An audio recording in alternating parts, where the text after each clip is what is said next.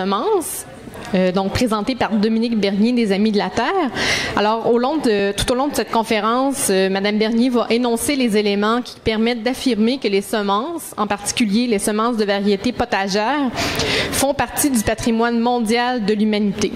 Alors, la conférencière est responsable du dossier agriculture et alimentation aux Amis de la Terre. Elle est aussi technicienne en agro-environnement de formation et impliquée au conseil d'administration de diverses organisations, dont Vigilance OGM, Attaque Québec et le Réseau québécois sur l'intégration continentale. Dominique Bernier s'intéresse aux enjeux liant l'agriculture, l'environnement et la société, autant dans la perspective locale qu'à l'échelle mondiale. Donc, comme pour toutes les autres conférences, à la fin, il va y avoir une période de questions. Donc, bonjour, merci. La conférence, contrairement à celles qui ont précédé, porte sur un sujet un petit peu plus politique, si on veut, mais c'est quand même quelque chose qui est important de savoir et de comprendre quand on s'intéresse à la question des semences, à la question du vivant, parce qu'en fait, on est mieux à même de contrer ce qu'on comprend bien. Donc, je me suis intéressée à la question, en fait, de la privatisation du vivant dans son ensemble, puis en particulier de la privatisation des semences qui s'opère à l'échelle mondiale.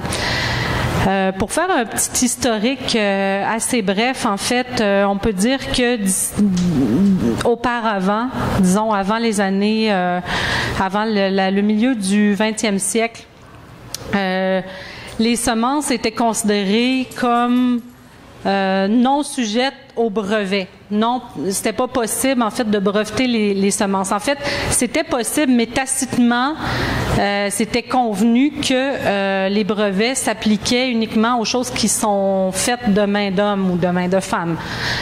Donc, à ce moment-là, il n'y avait pas de reconnaissance sur la pertinence d'avoir des brevets sur les semences. On va voir que ça a un peu changé au fil du temps. Et un des points tournants les plus importants, ça s'est passé à Paris en 1961. Ça a été la signature de l'Union pour la protection des obtentions végétales. Ça, en fait, c'est une union qui a eu lieu entre différents pays. Le Canada est signataire, comme la plupart des pays industrialisés. Et ça vise, en fait, à stimuler la possibilité pour des entreprises privées d'obtenir des obtentions végétales. Bon, il y a un peu obtenir des obtentions, ça se dit mal, mais bon, d'avoir des obtentions végétales, c'est-à-dire d'avoir une forme de propriété intellectuelle sur les semences. C'est une revendication qui était quand même de longue date d'une certaine industrie agroalimentaire. Puis, en fait, ça s'est concrétisé en 1961 avec la signature de l'Union pour la protection des obtentions végétales, qu'on appelle aussi UPOV. Il y a eu des remaniements de ce genre de traité-là. En 1972, en 1978 et en 1991.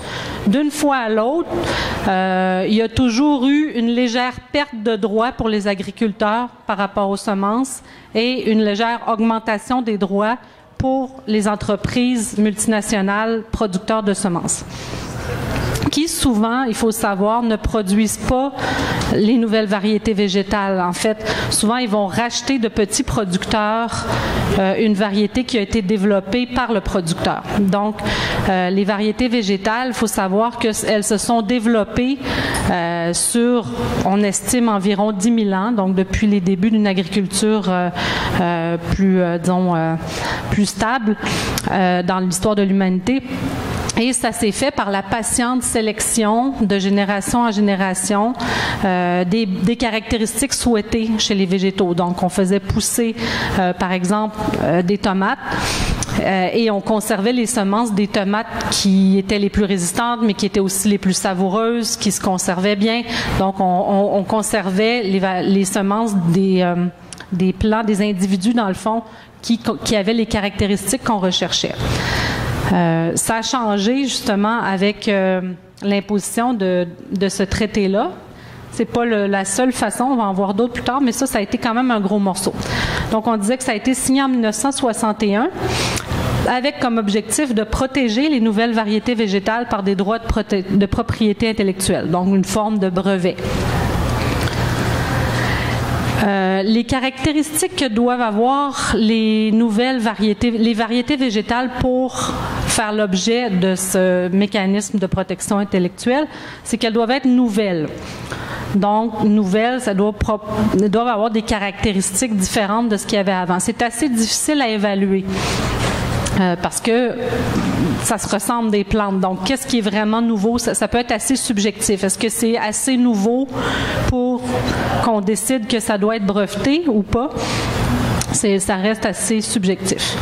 Elles doivent être distinctes, donc différentes de ce qui existait avant. Mais on va voir un peu plus tard que ça non plus, c'est pas quelque chose de facile à déterminer. Ensuite, elles doivent être uniformes. Ça pose un sérieux problème parce que par uniformité, on entend en fait le fait que les individus, on parle des plantes, là, mais bon, les plantes de tomates doivent être toutes à peu près semblables, posséder les mêmes caractéristiques. Donc, on comprend ici que ça favorise des semences destinées à une agriculture plus industrielle. Parce que les variétés plus traditionnelles vont, par définition, être un peu moins uniformes. Elles ont été sélectionnées de manière naturelle et il y a un peu plus de diversité biologique au sein des variétés qu'il y en a dans les variétés industrielles. Stables, elles doivent être stables, c'est-à-dire que leurs caractéristiques doivent demeurer d'année en année. Ça, c'est drôle parce qu'il y a une double interprétation de ça. Par exemple, pour les variétés hybrides, qu'on ne peut pas reproduire, en fait, que si on les reproduit de façon sexuée les années suivantes, ça va donner n'importe quoi. C'est considéré comme stable quand même parce qu'on peut les reproduire de façon non sexuée puis obtenir toujours la même chose. Par contre, des variétés traditionnelles ne seront pas considérées comme stables parce qu'elles manquent un peu, selon ces critères-là, de l'uniformité nécessaire. En fait, ce ne sont pas des clones, ce sont des individus différents, donc il n'y a pas la stabilité génétique souhaitée là, pour souhaitée par ceux qui préconisent ce modèle-là. Alors, maintenant, l'UPOV siège à Genève. Elle a été fondée en France, mais elle siège à Genève. Donc, ça fait en sorte vous savez que la Suisse est quand même un pays du secret, un pays où c'est difficile d'avoir les données, tout ça, autant sur le secret bancaire, mais ça existe dans d'autres domaines, et notamment sur les questions de gestion de ces traités comme l'UPOV. Ce mode de pensée-là a donné en Europe le catalogue européen des semences et variétés. Ça, en fait, ça a été implanté un peu parallèlement à l'UPOV, puis ça se base sur les mêmes principes. Et dernièrement, en fait, en juillet 2012, il y a eu en fait des changements majeurs qui ont été apportés au catalogue européen des semences et variétés. Qui fait en sorte que les paysans ou les petits producteurs de semences ne peuvent plus commercialiser des semences des variétés traditionnelles. Parce qu'en fait, si elles ne sont pas inscrites au catalogue officiel. Mais en fait, ce qu'il faut savoir, c'est que l'inscription au catalogue officiel coûte très cher. Ça coûte environ 6 000 € pour la première fois, plus des droits chaque année d'environ 800 à 1 000 €. Par variété, oui, c'est par variété. Donc, c'est un prix qui est très, très élevé pour des petits producteurs. On comprend que ça s'adresse seulement à des variétés qui seront utilisées en agriculture intensive ou en tout cas en agriculture conventionnelle, peut-être en bio, mais pour des grosses productions. Il faut qu'il y ait des gros volumes de vendus pour que ça soit rentable d'enregistrer les variétés. Les variétés traditionnelles, elles sont dans le domaine public, mais après 20 ans, si personne ne les a réinscrites au catalogue, elles en sortent du catalogue. Et c'est ça qui pose de sérieux problèmes. Il y a des compagnies en France, notamment comme Cocopelli, qui se spécialisent dans la vente et l'échange de semences traditionnelles. Qui sont dans l'illégalité, qui sont obligés d'opérer dans l'illégalité parce qu'en fait, ils n'ont absolument pas les moyens d'inscrire toutes ces variétés traditionnelles-là au catalogue des semences. Donc, il y a chez Cocopelli, ils estiment qu'il y a plus de 80% de la biodiversité agricole qui a disparu en Europe suite à l'imposition du catalogue, parce que elles sont peut-être conservées quand même sous couvert de, disons, par en dessous par des gens, là, mais elles peuvent plus être commercialisées ni échangées, donc ça pose de sérieux problèmes à la biodiversité. Oups, je me suis trompée de curseur. Alors, pour le catalogue, en fait, c'est un peu la même chose. Il y a des critères rigides pour qu'une variété puisse entrer dans le catalogue. C'est les mêmes critères un peu que mentionnés précédemment, là, la nouveauté. La nouveauté, non, parce qu'on peut inscrire des variétés traditionnelles, sauf qu'il faut qu'elles soient stables, il faut qu'elles soient uniformes. Et la plupart des variétés traditionnelles ne répondent pas à ces critères-là, qui sont des critères, comme je le disais précédemment, disons, calqués sur une logique agricole qui correspond à celle de l'agro-industrie. Puis le coût élevé, on en a parlé.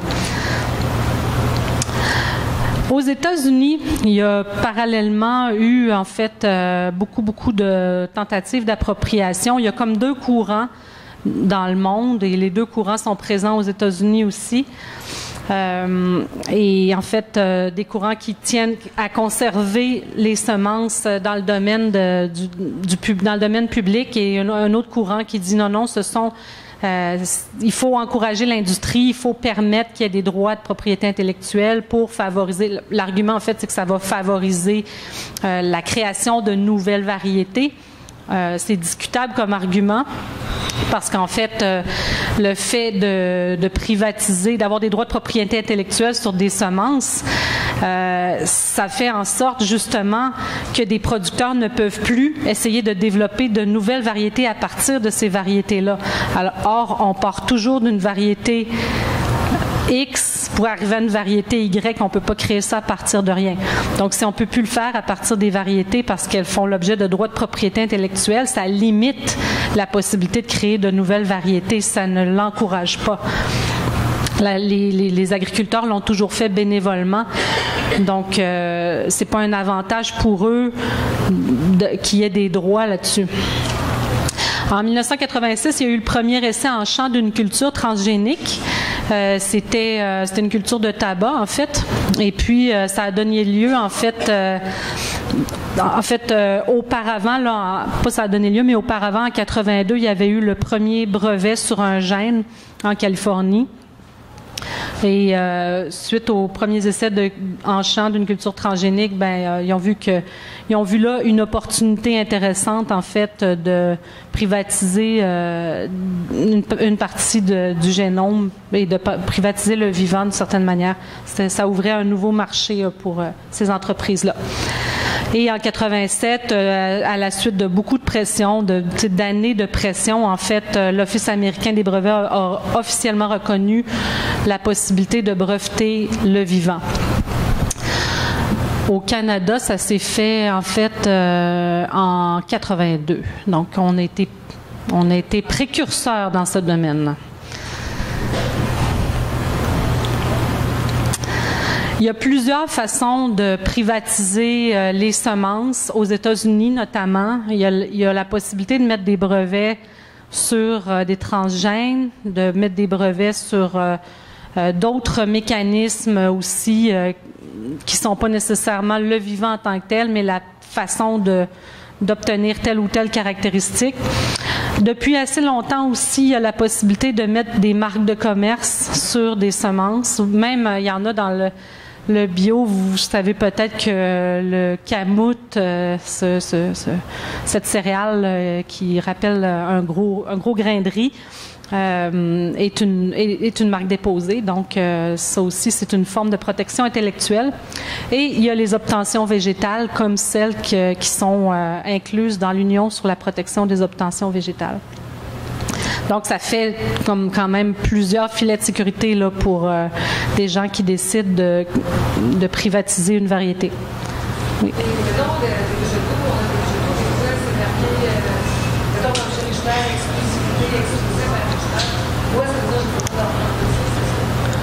Ben, quand c'est marqué exclusif, ça veut juste dire que s'il y a que eux qui le produisent, là, ça veut pas nécessairement dire que c'est protégé. Non, c'est vraiment par ce genre de choses-là, les brevets et autres qu'on peut protéger. Bon, ça je l'ai dit, ça avait été accordé le premier brevet sur un gène de tabac a été accordé à une université californienne. Ça c'était une première en fait.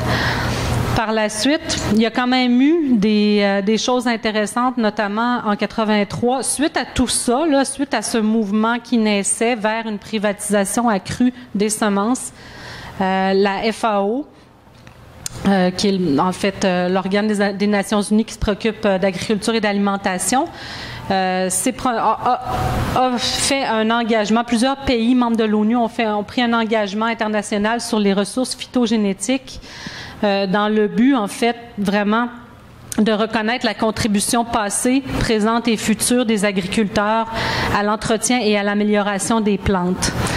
Elle définit, cet engagement-là définit en fait les ressources phytogénétiques comme patrimoine commun de l'humanité qui devrait donc être accessible à tous sans restriction. Donc c'est un engagement intéressant. Malheureusement, ni le Canada ni les États-Unis n'en ont été signataires. Donc ils se réservaient le droit de continuer dans la voie de la privatisation du vivant. La FAO avait la claire intention à cette époque-là de reprendre le contrôle, en fait, sur les banques de gènes qui étaient la responsabilité d'organismes privés, déjà dans les années 80. En fait, parce qu'ils trouvaient que les ressources phytogénétiques, les ressources vivantes, en fait, devaient vraiment faire l'objet d'échanges sans restriction, qu'il ne devait pas y avoir d'entrave. Et ça m'apparaît personnellement tout à fait normal. Au Canada, ben en fait, le Canada a suivi un peu cette même logique-là depuis très longtemps aussi. Depuis les années 80, ben, il a été signataire de l'Union pour la protection des obtentions végétales dès 1961. Et dernièrement, en décembre dernier, le gouvernement fédéral a déposé un projet de loi, le projet de loi C-18, on l'appelle aussi le Bill Omnibus sur l'agriculture parce qu'il touche à un grand nombre d'aspects des lois touchant l'agriculture.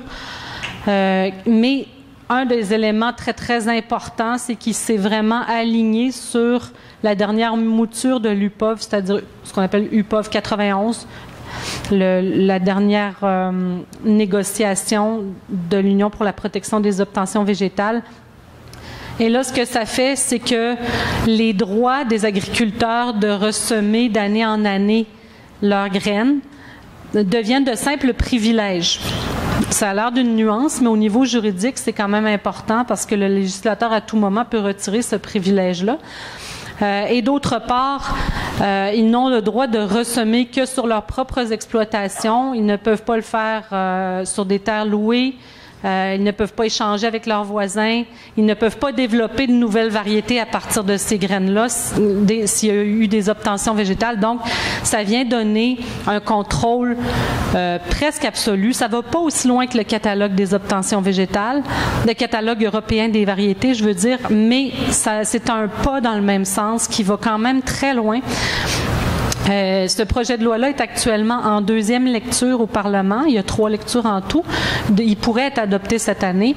Il y a une pétition qui circule, qui a été lancée par la National Farmers Union, qu'on doit signer en version papier uniquement. On en a des copies au kiosque des Amis de la Terre ici dans le hall central. Si vous l'avez pas déjà signé, c'est possible de l'avoir sur le web aussi, de la télécharger, de la faire signer dans votre entourage. Moi, je considère que c'est quand même important d'agir contre ce projet de loi-là parce que ça va à l'encontre, en fait, du bon sens là, en ce qui a trait à la biodiversité agricole, mais aussi aux droits des agriculteurs puis au maintien du patrimoine génétique de l'humanité. Donc, c'est un projet de loi qui pourrait avoir des conséquences très importantes à long terme. Il y a d'autres aspects qui viennent en fait limiter la capacité là, de maintenir les semences dans le domaine public. C'est différents traités de libre-échange et en particulier, en ce qui a trait au Canada, l'AECG, l'Accord économique et commercial global, qui a été signé avec l'Union européenne l'automne dernier. Et c'est spécial parce que tout de suite après 2 semaines après la signature de cet accord-là, le gouvernement déposait son projet de loi sur l'agriculture, son projet de loi C-18. Et une de mes craintes, moi, c'était que justement cet accord-là fasse en sorte que le gouvernement s'aligne sur le catalogue européen des semences et variétés, et on voit qu'il y a quand même eu un grand pas de fait dans ce sens-là tout de suite après la signature de l'accord. Alors, on a malheureusement pas les textes de l'accord parce que il est pas encore ratifié, puis ça se fait toujours, c'est toujours des accords qui sont secrets, là, bizarrement. Mais en fait, probablement qu'il y a des dispositions qui font en sorte que le Canada a décidé de s'aligner sur les Européens dans ce domaine-là, ce qui est assez grave parce qu'en fait, les accords, contrairement à l'accord sur les ressources phytogénétiques de la FAO dont je vous ai parlé tantôt, qui n'est pas contraignant. Ces accords économiques-là sont contraignants, donc si on ne les respecte pas, le pays est poursuivi devant des tribunaux extranationaux. Donc, ça peut être assez difficile de revenir en arrière à partir du moment où on a ouvert une porte dans ce sens-là. Un autre accord qui est en cours de négociation, c'est le partenariat transpacifique. Il est en négociation avec les États-Unis et plusieurs pays d'Asie et d'Océanie. C'est un partenariat très, très vaste, qu'on qualifie d'ambitieux. En fait, là, c'est un mot pour dire encore plus pour les plus puissants, puis encore moins pour le peuple. Bon, ça, c'est mon avis personnel là-dessus, mais ce qui est du point de vue des semences, ce qui est inquiétant dans ce partenariat-là, c'est que Monsanto siège au comité de rédaction avec d'autres entreprises multinationales de l'agroalimentaire. Donc, on ne s'attend pas à vraiment un progrès en matière de libération des semences. Ça risque d'être plus le contraire. Ça risque d'être plus une ouverture encore plus accentuée en faveur des OGM dans les pays signataires. Donc, c'est pas très rassurant ça non plus. En Inde, pour faire un bref... en tout cas, une bref aparté, là, l'Inde a vécu des choses terribles avec le coton transgénique. Bien sûr, toutes les semences transgéniques font l'objet de propriété intellectuelle. Et dans ce cas-ci, on vendait aux petits agriculteurs indiens des rendements magnifiques, mirobolants, des profits records. Mais dans les faits, c'est tout le contraire qui s'est passé. Les rendements n'ont pas été au rendez-vous, mais en plus, les agriculteurs ont dû s'endetter pour se procurer ces semences-là. Ils n'ont pas pu les ressemer d'année en année. Donc, plusieurs ont été pris dans une spirale d'endettement, si bien que, selon la docteure Vandana Shiva, qui s'occupe beaucoup de ces questions-là en Inde, il y a plus de 150 000 paysans indiens qui se sont suicidés parce qu'ils ne savaient plus comment se sortir de cette situation. Donc, ça a été une tragédie. Et même le gouvernement indien, qui est assez complaisant face aux multinationales de l'agroalimentaire, a quand même réagi à ça et a admis, dans le fond, que ça n'avait pas été une bonne chose. Donc, la privatisation du vivant, c'est aussi non seulement davantage d'endettement, mais aussi une plus grande judiciarisation de l'agriculture. Puis ça, en fait, les agriculteurs n'ont pas les moyens de se battre dans des tribunaux contre des multinationales qui ont les meilleurs avocats du monde et qui ont les moyens de faire durer ça en cours très, très longtemps. Donc, en Inde, il y a eu aussi des tentatives de poursuite qui n'ont pas abouti, malheureusement, qui ont abouti, mais en fait, au statu quo. Ce qui se passe un peu de par le monde aussi, c'est une appropriation des ressources génétiques, notamment dans la forêt amazonienne. Le fait de permettre la privatisation des semences, ça fait en sorte que des compagnies vont aller chercher un peu tout ce qui peut être utilisable et moindrement qu'elles ont les moyens, elles vont breveter des semences ou des plantes entières qui sont en fait qui sont encore à l'état sauvage ou qui sont utilisées de façon traditionnelle par les peuples. Donc, ça prive des communautés de par le monde de la possibilité d'utiliser ces semences-là pour en faire même une agriculture vivrière ou parfois faire pousser des plantes médicinales traditionnelles. Donc, il n'y a pas de, c'est une appropriation des ressources génétiques. On appelle ça aussi la biopiraterie. C'est le cas aussi en Afrique subsaharienne. Il y a de nombreux, une grande proportion de brevets étrangers qui ont été mis sur des plantes utilisées traditionnellement, soit pour l'agriculture, soit pour se soigner. Donc, ça cause de sérieux problèmes. Une note positive, par contre, il y a eu la Convention sur la diversité biologique qui a été ratifiée en octobre 2010, ce qu'on appelle le protocole de Nagoya. Ça fait suite, en fait, déjà en 92, lors du sommet de Rio, il y avait eu beaucoup de mentions de la question de l'importance de la diversité biologique, puis notamment de conserver, en fait, le patrimoine génétique de l'humanité dans le domaine public. Puis en 2010, suite à tout ce qui s'est passé en Inde, en Amazonie, en Afrique subsaharienne, il y a eu vraiment des choses, des pas importants faits dans la bonne direction. Il y a eu des ententes de lutte contre la biopiraterie, la création d'une plateforme intergouvernementale pour surveiller cette question-là, puis très important, la mobilisation de ressources financières pour appliquer cette stratégie. Ce qui est important, c'est qu'en fait, ils ont convenu que les pays devraient, quand ils apposent un brevet sur une semence, une plante, ils devraient mentionner quelle est l'origine de cette semence-là et s'entendre sur un partage des bénéfices avec les communautés traditionnelles. Bon, c'est pas la mer à boire, mais c'est mieux que rien. C'est un minimum, selon moi, qui est quand même bien. Mais on voit que malheureusement, c'est pas facile à mettre en application parce que de nombreux pays vont enregistrer leurs brevets de nombreuses compagnies, vont enregistrer leurs brevets dans des pays qui sont assez complaisants, qui sont assez laxistes, qui exigeront pas de savoir d'où vient le patrimoine génétique. Donc, c'est pas facile à appliquer, mais il y a quand même, ça donne un outil intéressant pour les nombreuses campagnes mondiales qui se font sur cette question-là.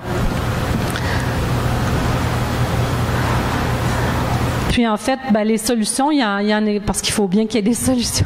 Il en existe à plusieurs, à l'échelle locale comme à l'échelle globale. Je pense qu'à l'échelle locale, ce qui est important, c'est un peu tout ce que vous avez pu voir ici aujourd'hui. Multiplier les semences traditionnelles, les échanger, les semer tout ce qui est possible de semer pour... oui? Oui, c'est sûr, s'alimenter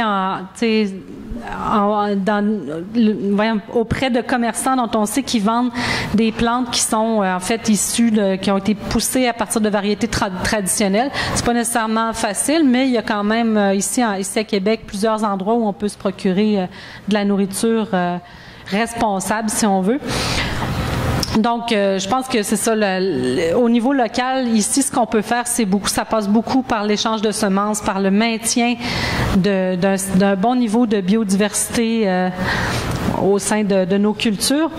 Puis, dans certains pays aussi, parmi ceux qui font de la coopération internationale, il y a beaucoup de projets mis en œuvre pour mettre en valeur les variétés traditionnelles, pour mettre en valeur les cultures de plantes médicinales traditionnelles, parce qu'en fait, si elles sont rendues visibles, si c'est connu, si c'est répertorié, ça va être beaucoup plus difficile pour les biopirates de se les approprier.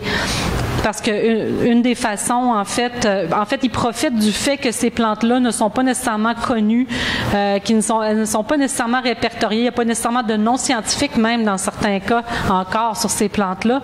Donc, ça devient facile pour eux dans ce temps-là de dire c'est nous qui l'avons créé.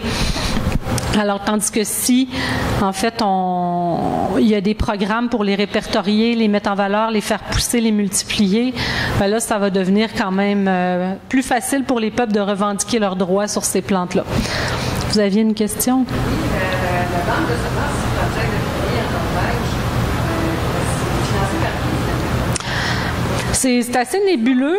Ben, je pense qu'il y a moyen de trouver des... Mais j'ai pas de source fiable sur cette question-là, mais on sait que Monsanto est impliqué, on sait que la fondation Bill et Melinda Gates aussi, probablement des gouvernements aussi. Mais bon, encore là, c'est assez... Non, c'est pas clair pour moi. Il faudrait que je fasse des recherches plus poussées, en fait, pour savoir... Alors, merci pour votre présence. Puis, je vais le répéter pour une dernière